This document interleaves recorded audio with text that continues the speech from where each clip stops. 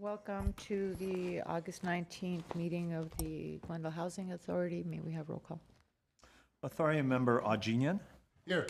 Garpetian, Kasakian, Najarian, Here. Parazian, Here. Brotman, Here. and Chair Asadrian. Here. And may we have your report? The agenda for the August 19th, 2025 regular meeting of the Glendale Housing Authority was posted on August 15, 2025 on the bulletin board outside City Hall. All right, next. Next item would be approval of minutes. 4A, minutes of joint City Council and Housing Authority meetings of August 12th, 2025. I'll move the minutes. Second. All right, seeing no objections. Next item. Next item is oral communications. I do not have a card at this time. Oh, I do have a card.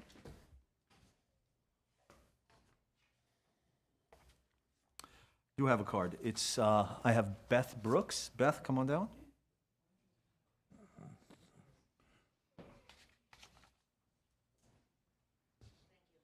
Welcome, Ms. Brooks. Beth, you have 5 minutes. Go ahead. Oh my God, so much. Okay.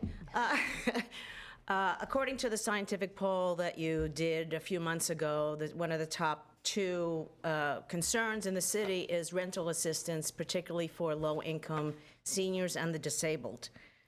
I know that the council asked the housing department to put together some suggestions, and when I read the report that's in the next meeting, I discovered that it was just for $2.1 million, $800,000 of which goes to staff.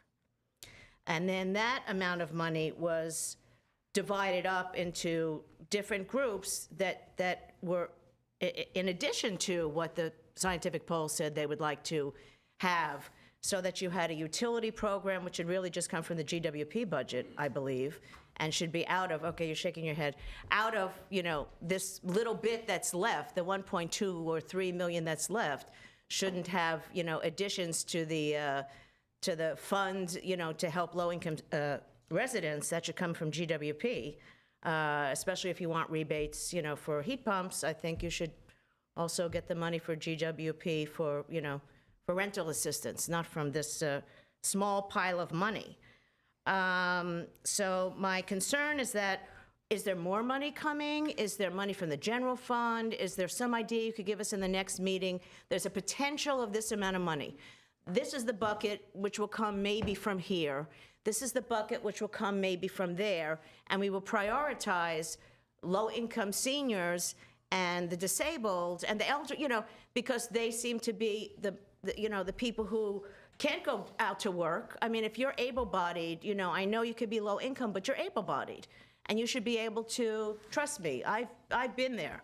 You know, more than one job. I've been at the 99-cent store looking for pennies. You know, I mean, that's just, you can do that. I'm older now, so I'm not able to do that. So that's my concern. And what I did also see in those 3 suggestions was one that I think should not be in the rental assist, to take any money from the rental assistance, which is so small to begin with. The second one seems to involve social services, actually, and education, financial education. I feel that that's much more LA County money. That's almost like a social services program that you could possibly get a grant to fund that, as opposed to just having all of that come out of the rental assistance money, because it seems to be a hybrid kind of a program. And you're using money that could be helped to pay rent to actually have programs to help people get jobs, to help people learn financial literacy. That doesn't seem to fly to me. I think you could get that money from somewhere else because it is such a limited amount of money. Also, the attorney, that would be for $420,000. If that attorney could also work with the Renters' Rights Program, that would also be a boon, and maybe wouldn't have to come out of this pile of money, because you would just hire them to actually, not to represent renters in court. I don't believe in that. I believe there are state programs and there are other things you could get. You know, I got free legal assistance. I believe people can get that help. But I believe that they should be able to at least advise renters when they have problems with a landlord, or what they feel the landlord's, you know, legal requirements are, or landlords are not making repairs. I don't mean building repairs. I mean, you know, things that wouldn't be health, you know, it's taking 4 months to fix something. that it's not a health violation. So those sort of things to be the go-between between the renter and the landlord, that lawyer would be very important for that program because I think that they need, as I've said in the past, enforcement. The renters' rights department needs enforcement. And if you're also going to have 3 employees at $125,000 apiece, I am also hoping that that would be taken out of the rental assistance, and that person could be a hybrid person who would also work within the entire housing department and would get funded from something else like the general fund, so that this money goes specifically to renters who need help staying in their apartments, paying their rent, so that it's totally focused on here's your money. That's what I believe. If you could get that funding from somewhere else, I think that would be helpful. And I just would like to know, what pile of money are we looking at, and what the buckets are. Okay, thank you. Chair Asadarian, that was the only card, and I have no callers. All right, next item. Next item is item number 6, Business Agenda, 6A, Community Development, regarding annual submission of the Section 8 Management Assessment Program self-certification for fiscal year 2024 and 2025. One motion authorizing annual submission of the Section 8 Management Assessment Program self-certification for fiscal year 2024, 2025 to the U.S. Department of Housing and Urban Development. All right, Mr. Galanian, did you want to do an opener? And then I wanted to ask if my colleagues actually needed a report. Okay, Chairperson, Sergeant, members of the Housing Authority, I wasn't going to make any comments, but I was going to invite Irina Kasabian, our Housing Supervisor, to present this annual report on the self-certification of the Section 8 program. Do you need the long report, or would you like No, a short brief version? report, I think, would be helpful to the community. Yes, okay.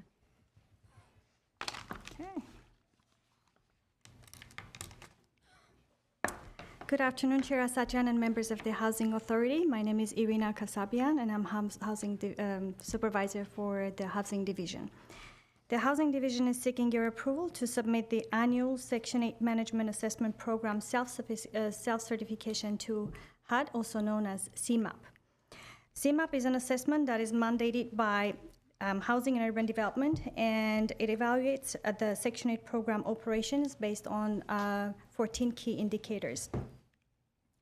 The indicators measure how well the Section 8 program is operating from a financial and administrative standpoint. Each indicator measures a specific component of the program.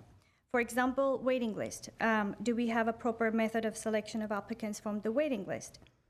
Another one is rent reasonableness. Determine reasonable rent for each newly leased contract when there is a rent increase proposal or when there is a fair market rent decrease by 10%. Another one is utility allowances, housing quality standard inspections, and so on. Although we are allowed by HUD to self-certify due to our high performance status, we are audited by HUD and an outside auditor. Only the first 8 indicators are self-certified.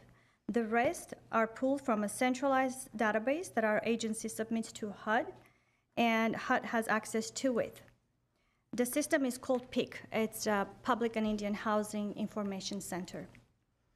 Housing authorities are required to submit the CMAP report within 60 days of the end of their respective fiscal year. Once again, we are anticipating on receiving high performer designation by HUD and expect to receive the full 135 points available to us.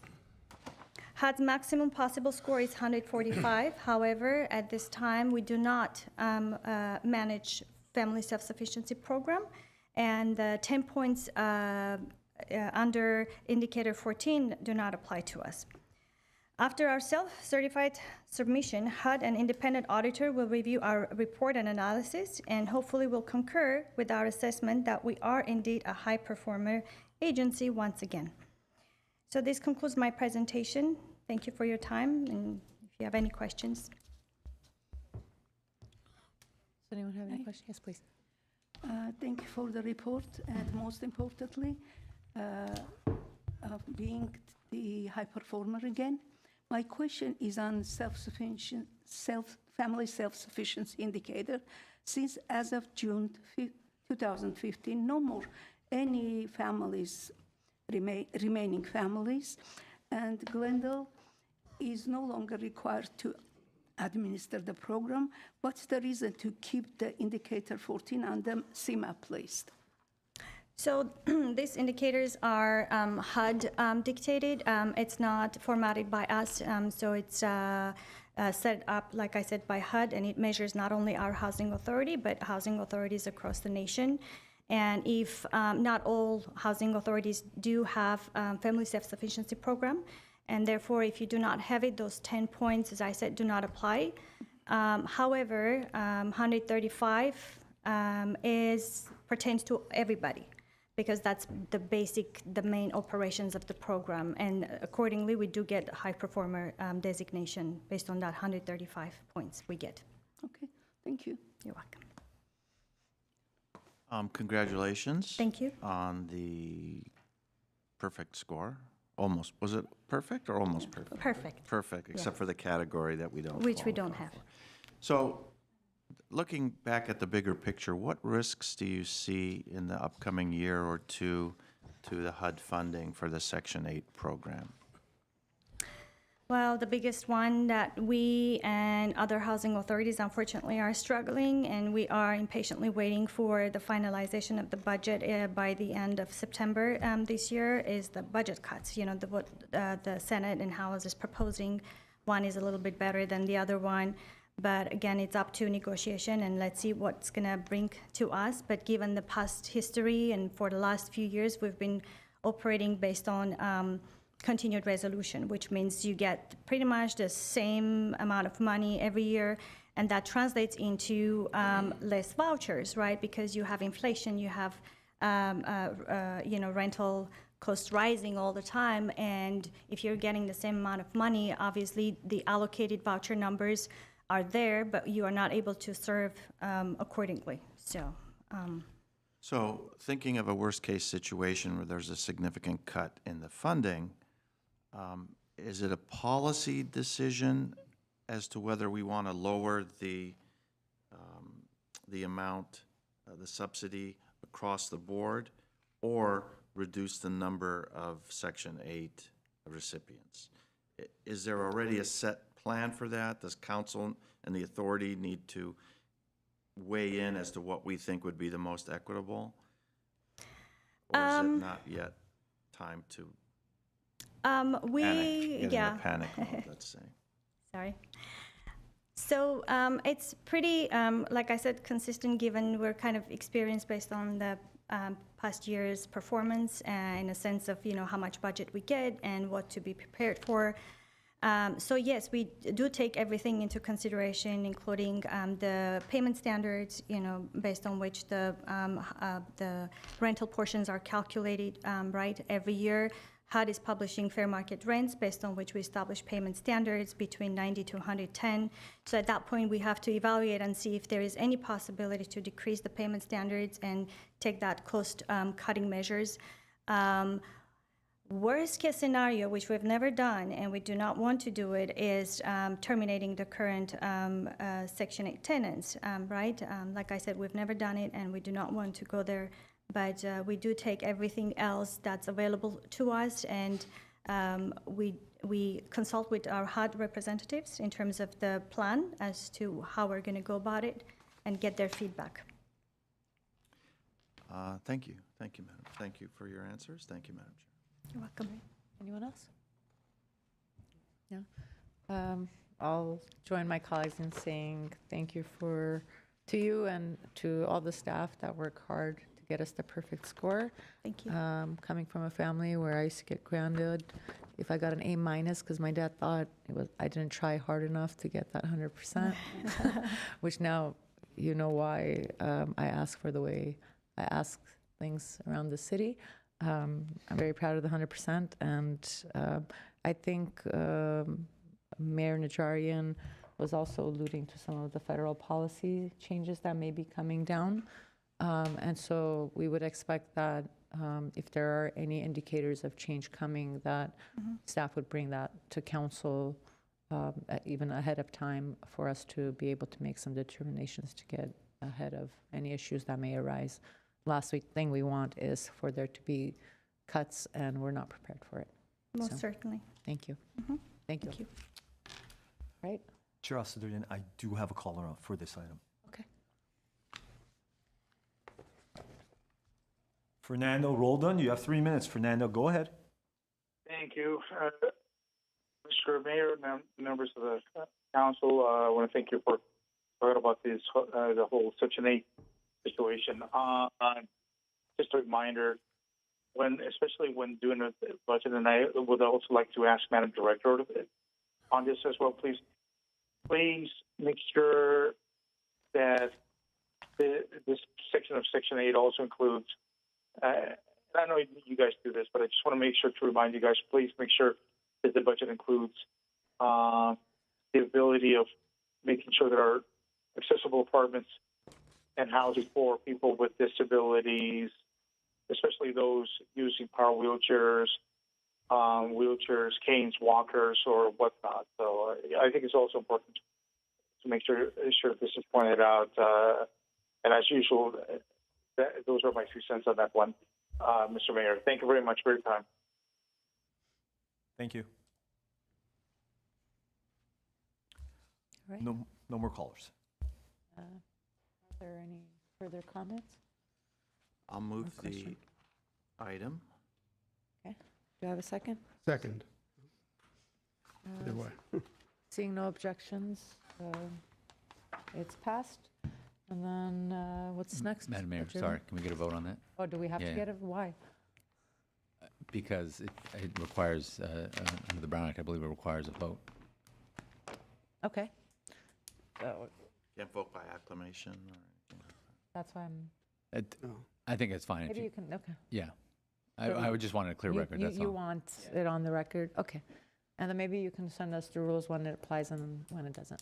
Roll call. Authority Member Ajinian, Yes. Arpetian, Kasakian, Najarian, Yes. Parazian, Yes. Brotman, Yes. Chair Asadarian. Yes. All right. Next item is Authority Member and Staff comments. Are there any comments? No comment. I have one.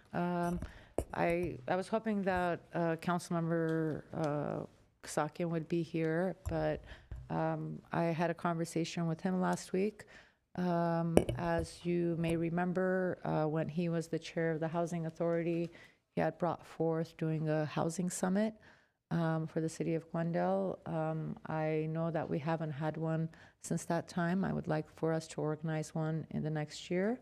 And my hope is that the housing staff would actually be the ones to oversee that. What I'm looking for is not just conversations with regional partners, including our neighboring cities of Burbank and Pasadena, which was part of the direction that Councilmember Kasakian had given at the time, but also looking at how we're using that summit to do renter rights education for renters, having some sort of discussions on legal and assistance programs that are available, but also I think as we're looking at improving our streamlining and efficiencies, having something with permitting and processes, and we get feedback from, it's not just philosophical discussions, but actually getting feedback from different segments on how we can improve processes. I'm happy to talk to staff in detail on that, but I think it was something that was great, that was started by Councilmember Kasakian, and I would love for us to continue that. That's all I got. Okay. And Mr. Garcia, do the council rules apply here? Would I need the item to come back for a vote? So what I don't want to do is, I think one of the issues was, it was raised at a time where Councilmember Kasakian was the chair, and he did it as the chair of the Housing Authority.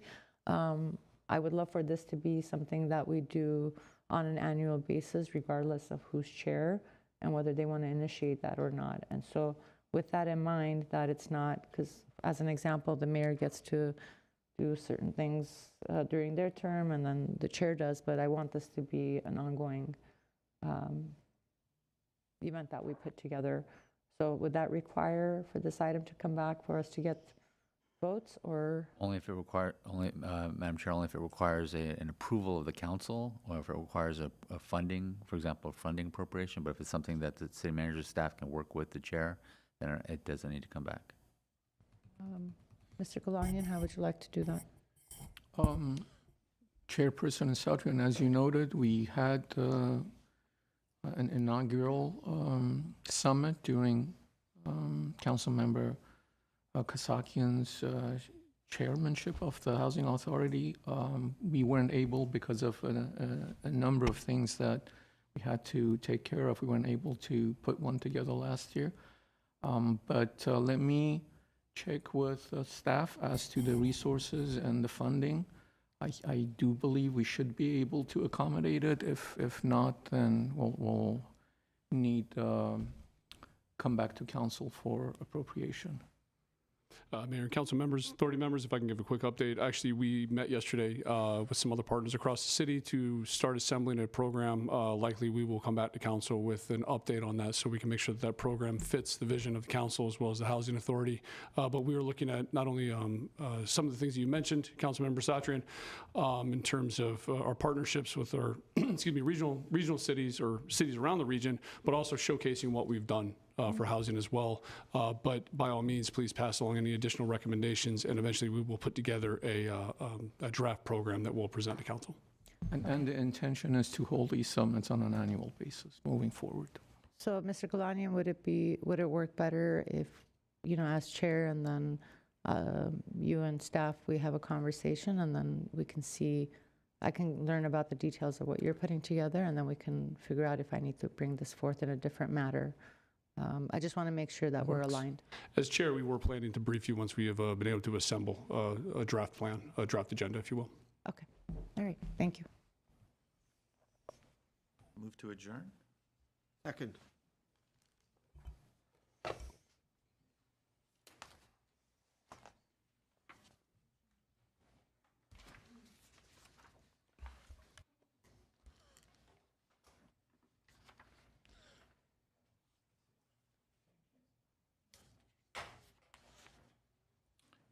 Are we ready, Mr. Clerk? Mayor, we are ready. Okay. Good afternoon, everyone, and welcome to the joint meeting of the Glendale City Council and the Glendale Housing Authority. May we have roll call for council? Councilmember Asadrian, Here. Brotman, Here. Garpetian, Kasakian, and Mayor Najarian. Here. And for the Housing Authority? Authority Member Ajinian, Here.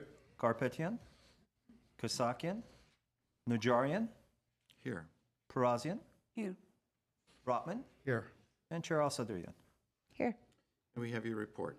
The agenda for the Tuesday, August 19th, 2025 joint public meeting of the City Council and Housing Authority was posted on August 15, 2025 on the bulletin board outside City Hall. Thank you. And what we're going to do, because these would be better dealt logically with item number 2 coming first. And then what I'd like to do is, for when item number 1 comes forward, upon conference with Chair Asaturian, we may, depending on what we're being asked to do, we may want to put that over till we have a full council on the item number 1. So please read item 2 into the agenda. Item number 2 is community development regarding authorization to enter into a memorandum of understanding with the Los Angeles County Affordable Housing Solutions Agency for the disbursement of Measure A funds for affordable housing in Glendale. A, City Council motion to authorizing the execution of a memorandum of understanding with the Los Angeles County Affordable Housing Solution Agency for the disbursement of Measure A funds for affordable housing in Glendale. Thank you, Mr. Galanian. Thank you, Mayor Najera, members of the City Council, members of the Housing Authority, Chair Sadrian. Peter Zovak, our Assistant Director of Community Development, is ready to present this item. Good afternoon, Mr. Mr. Mayor, Madam Chair, members of the Council on Housing Authority. Community Development staff is seeking authorization to enter into a memorandum of understanding with the Los Angeles County Affordable Housing Solutions Agency for the disbursement of Measure A funds for affordable housing.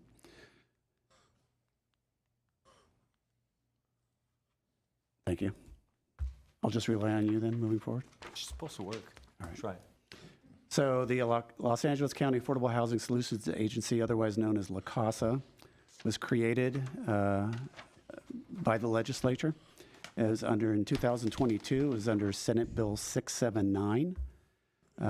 It created LACASA. It's a new LA County housing agency, and their responsibilities are for funding and technical assistance for affordable housing development, preservation, renter protections, and technical assistance. Those are the categories that they're responsible for. Following the 2022 bill, in 2024, Measure A was approved by the voters in November. And that approval was for a half-cent sales tax throughout LA County, and that sales tax would be used to fund homeless prevention activities and fund the affordable housing mission of LACASA. What Measure A did is it repealed the previous 1/4 cent sales tax of Measure H and replaced it with this half-cent sales tax under Measure A. Under Measure A, there is no expiration date to the sales tax. It goes on indefinitely unless it is repealed by the voters. The estimated revenue to be created under Measure A, it's about $1 billion annually estimated revenue, of which 35.75% of that money is directed to LACASA. And LACASA then is required to pass on 70% of that funding to eligible jurisdictions.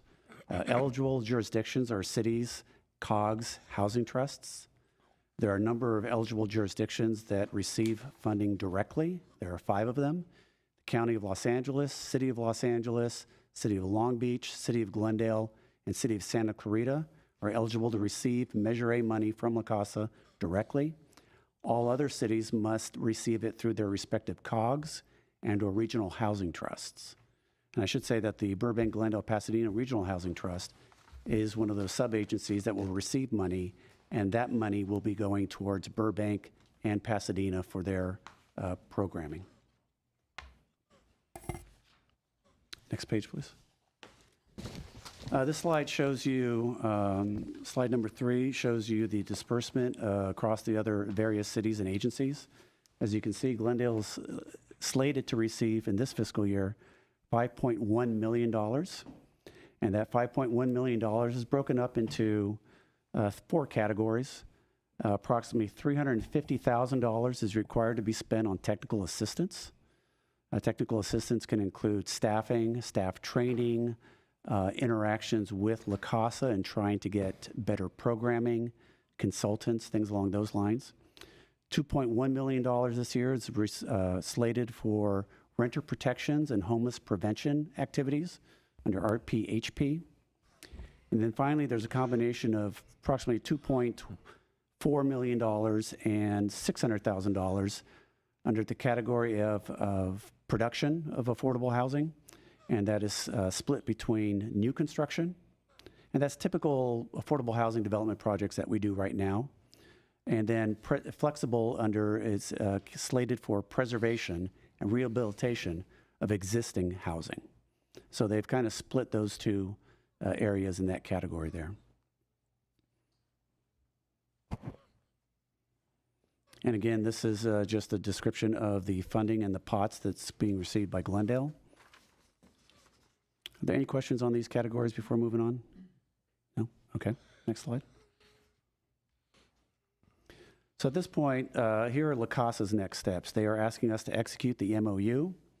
Then staff is waiting for LACASA to release budget templates for those categories of funding that we would then come back to the Housing Authority and City Council for authorization to submit those budget templates.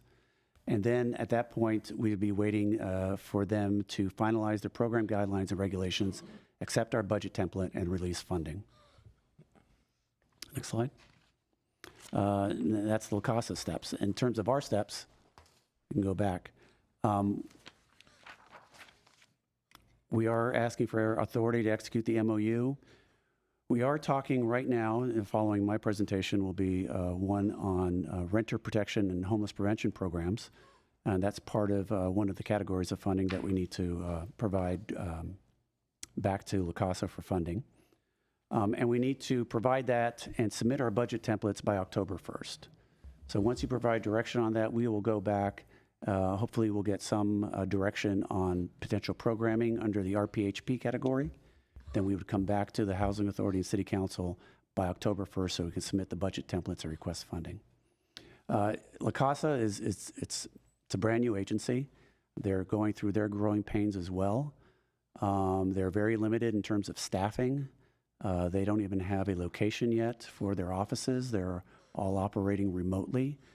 We are waiting. They're still formulating and approving their regulations. And things that we've seen in first and second drafts are being revised.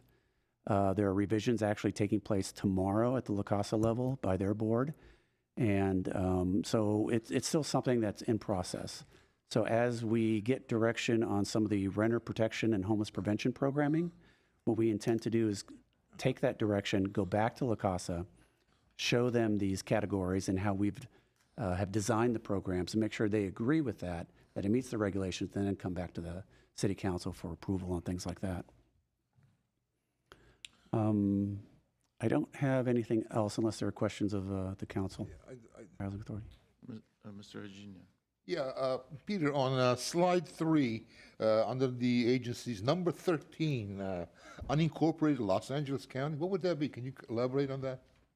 So LA County is incorporated, and in incorporated LA County, there are cities that are actually administering in that. Unincorporated are areas that the county directly has control over and authorization to implement policies and procedures. Thank you. Mm-hmm. Like La Crescenta, other unincorporated areas. I near see. Santa Clarita, Yeah. and I think that's what they. I forgot to add that in addition to the $5.1 million we're receiving, Homeless Services is receiving approximately $465,000 as well under their local solution fund for homeless services and programming. So so in total from La Casa, it's about $5.6 million. The purpose of this item today, the MOU, is related to this $5.1 million worth of programming. Okay, I have a question, Peter. You indicate that October 1st is the deadline to submit after we sign the MOU, to submit our programs to La Casa. And the question is, do we know how detailed and to what level of, what do they call it, granular Right. detail we are going to need to give them? Obviously, I think we would all agree we'd like to remain as flexible as possible, but what are they going to be requiring? Because there's a big discussion that we may or may not have immediately after this item. Do you have any idea as to what they're going to say is sufficient in terms of program detail? We don't really, and we've asked for direction from them on that as to how much detail. Is it simply we're going to allocate $2.1 million to RPHP, and is that enough, or do it has to be broken down by program level? We're waiting to hear from them as to what they will accept. So the item before us today is to vote to enter into the MOU, and within the next 8 weeks, when are we, September? Well, less than 8 weeks, 6 Right. weeks, October 1st, nail down the details that we will submit to them, and then probably engage in some discussion with them at that point. Correct. And I think for some of the categories like the PPO, new construction of affordable housing development, I think what we're doing now would be sufficient. We would be looking for sites, opportunity sites to purchase, to then design a project, partner with a developer, things like that. I think something that is is very easy. Whether or not they would want specific programming for RPHP remains to be seen what they would ask for. One thing that they have done is that they have provided, they're really trying to do what they can to make it easy for cities to be able to create programs and spend the money. They want to get it out fast. So they've got a list of pre-approved types of programs that they would encourage agencies to develop. And if you stick with those guidelines, does that mean we can simply do a very summary submittal of a budget template? And is that good enough for them? Those are the kind of questions and direction we're looking for from them. Okay, last question, and then I'll go to my colleagues. One of our complaints under Measure H was that we weren't getting our fair share of money in that.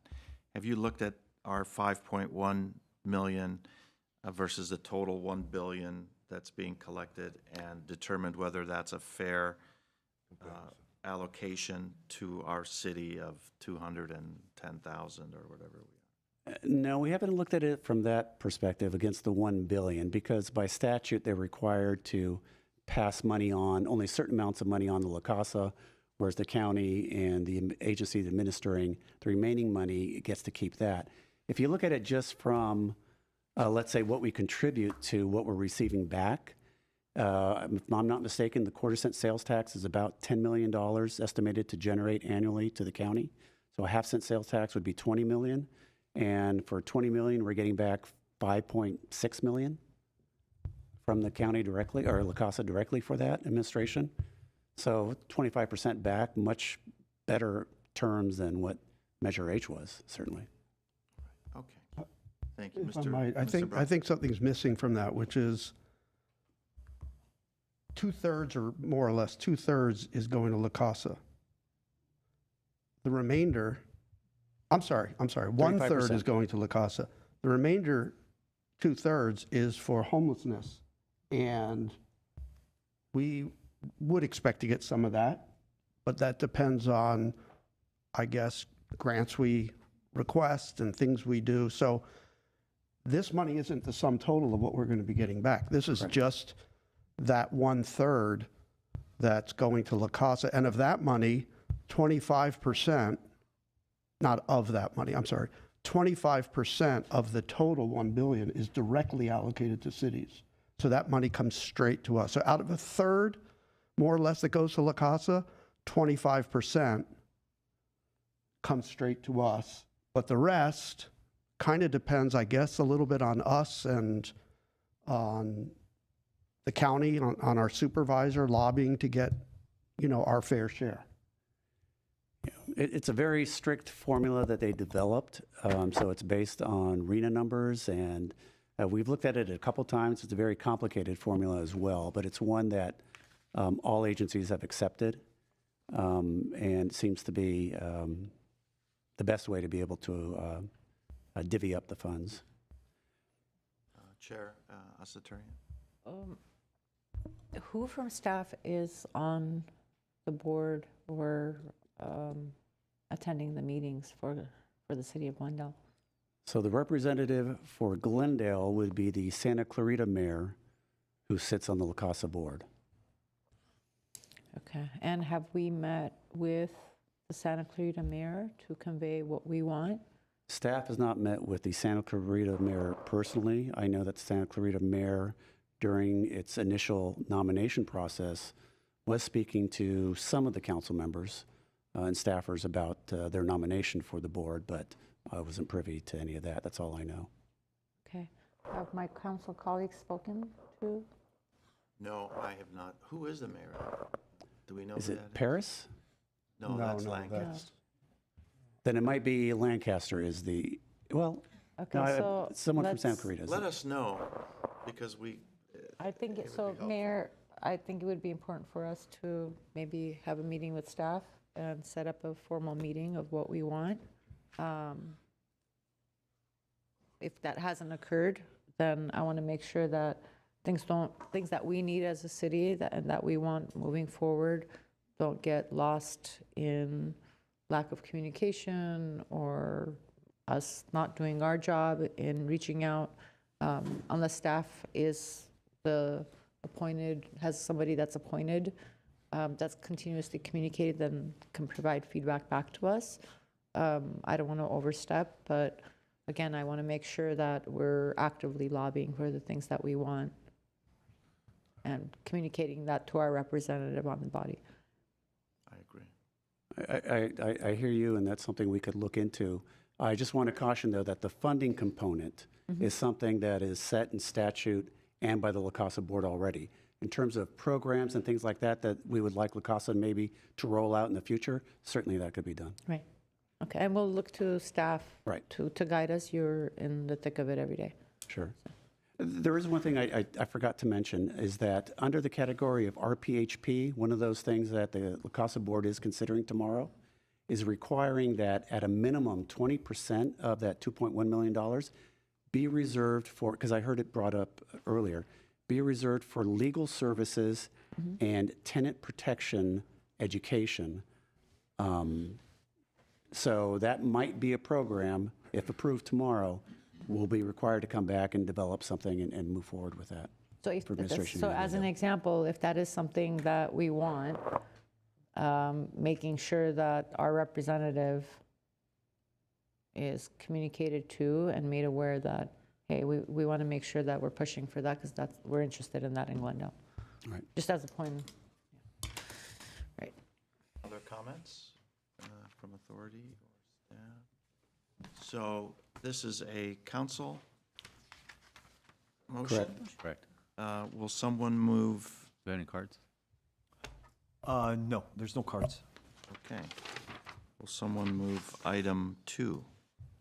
I will move the item 2. Is there a second? I'll second. It's only us 3 on this.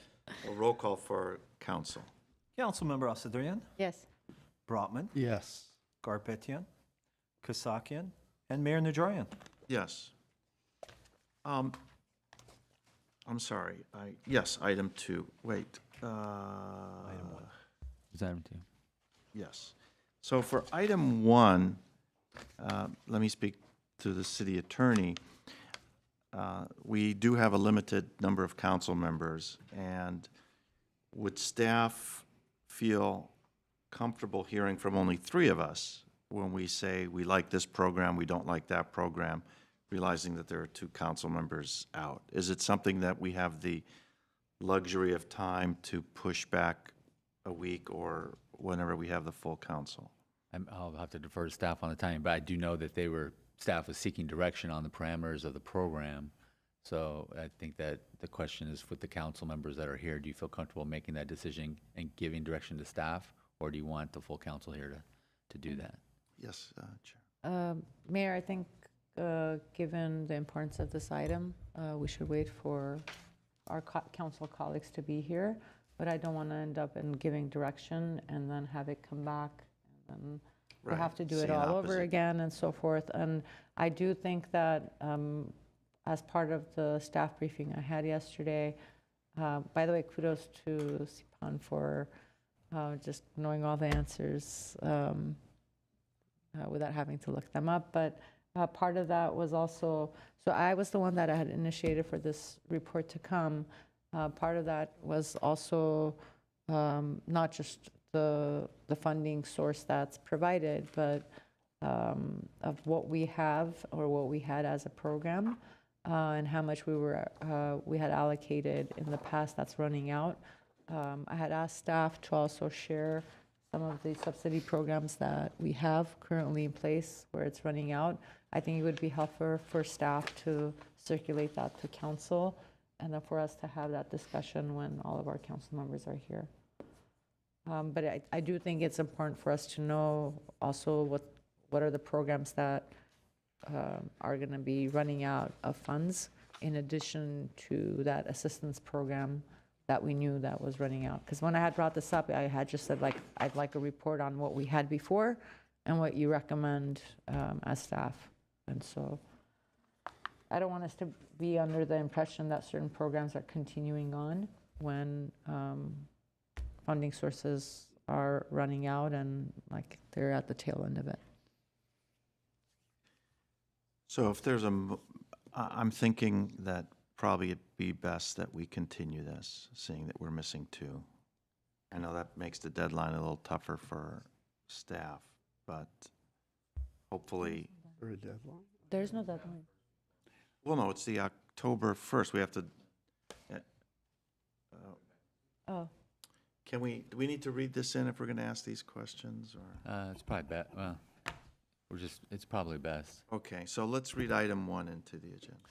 Community development regarding program proposals for lower income rental utility housing assistance. A, city council motion approving preliminary section of housing assistance programs and authorizing staff to proceed with preliminary program planning for selected housing assistance programs using anticipated LACA HSA funding pending final funding approval and compliance with LACA HSA requirements. Mayor, I do have a card for this item. Okay, but first, we're concerned about the timeline and giving direction and how soon you would need direction from council. Is it true that you would need it at that October 1st application, or do we have some additional time? Mayor Najarian, Chair Satian, Housing Authority, good afternoon, first of all. And I think we would be fine if we bring this back next week. The deadline is October 1st. As long as we get direction before then, and we'll be able to submit something to La Casa before October. I don't think we have a problem moving it. And this is just general framework of the assistance. Well, Peter said we're not sure exactly how granular they need the programs, but at least you'll get an indication of council's direction at that point. Okay, so if council doesn't mind, we'll just take the speaker and then continue this to next week. Okay. Is that okay? I don't object. So let's have the speaker, please. Beth Brooks, you have 3 minutes.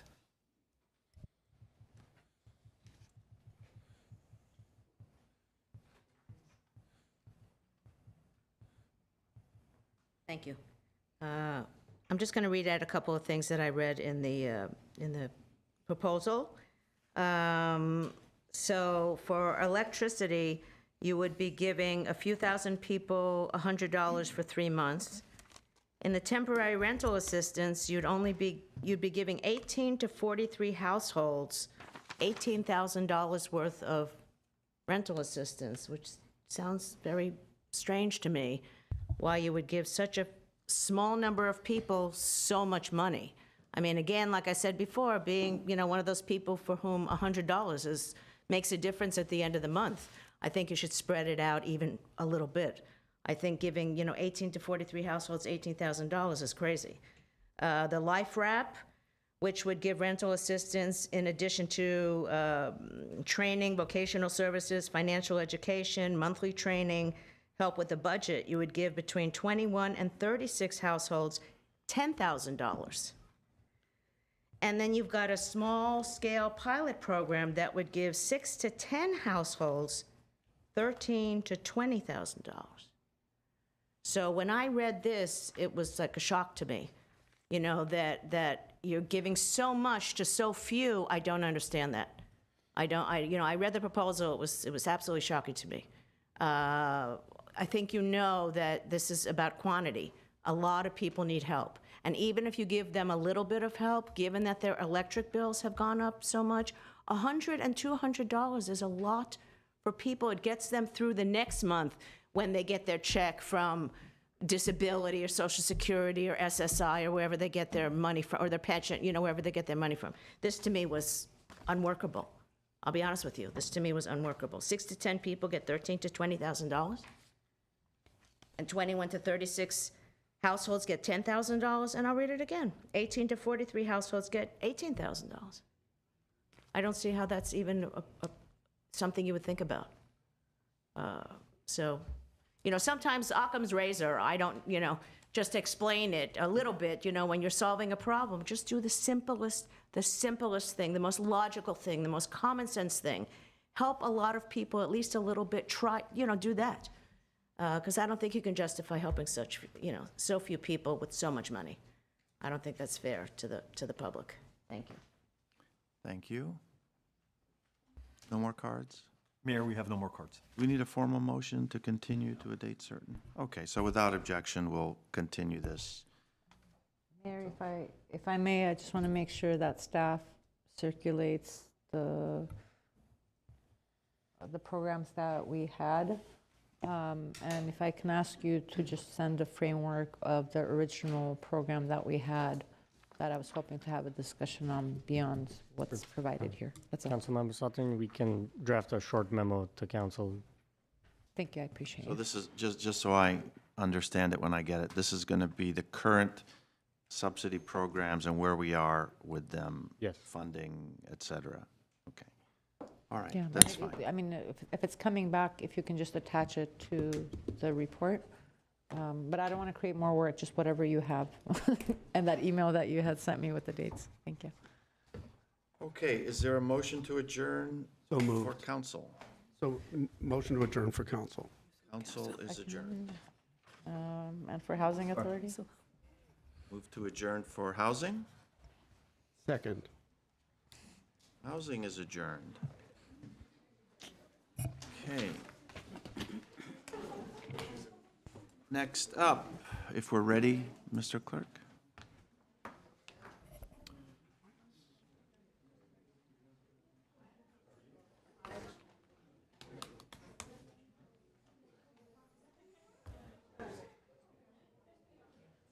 Mayor, we are ready. Thank you. Call to order the meeting of the Glendale City Council for August 19th. May we have roll call? Councilmember Asadrian, Here? Brotman, Here. Garpetian, Kasakian, and Mayor Najarian. Here. Will you please read the closed session items? Mayor, all the closed session items have been moved to August 26th. Except, Mr. Mayor. City Clerk? Absolutely. So there's one item that we're going to ask the council to make a motion to add because it rose after the posting of the agenda. So I would ask that the council make a motion that the council hereby finds that there's an immediate need to take action on an item that arose after the posting of the agenda for the August 19th City Council meeting. The item in question involves the need to discuss in closed session the recent filing of the litigation entitled Hard 8 Inc. versus City of Glendale, LASC case number 25 NNCP 00637, and a scheduled temporary restraining order hearing scheduled for August 20, 2025. Service of the subject lawsuit and notice of the TRO hearing occurred after the posting of the regular meeting agenda for this meeting, and there's a need to provide direction to the city attorney prior to the next regular council meeting on August 26, 2025. So I would ask that the council make that motion. Motion to that I'll effect? move that we consider that item. Second. And roll call, please. Councilmember Asadrian, Yes. Brotman, Yes. Garpetian, Kasakian, and Mayor Najarian. Yes. We don't have to read that in again, do we? The item, you just did, okay. We will recess to closed session.